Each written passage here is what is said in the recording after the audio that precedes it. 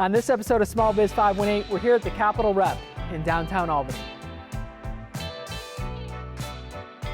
We are glad to be on stage with you. Why don't you tell us a little bit about Capital Rep? Okay, so we've done in our history since 1981, we've done 10,000 performances in this space. And every year we do about 212 performances. So we keep the lights on in downtown pretty often in the calendar year. Yeah. So we're year-round, we're professional theater, everyone who works at Capital Rep is paid.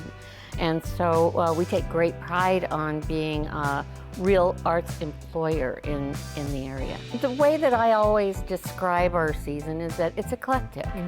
So we have an obligation to have a lot of diversity on our stage, and that means in subject matter and in style.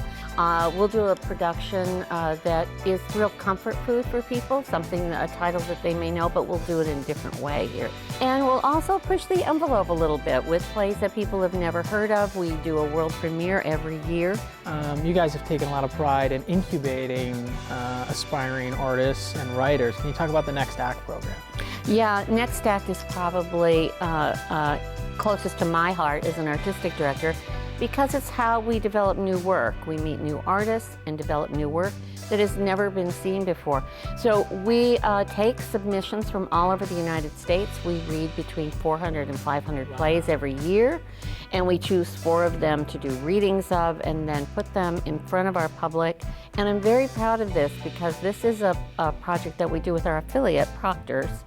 And then we commit to doing a full production of one of those plays and getting it into the professional theater network that's national. The actors who work on our stage have a zillion Broadway credits. I mean, they come from New York, but they live here between 8 and 12 weeks. We've worked with famous people like Brian Dennehy.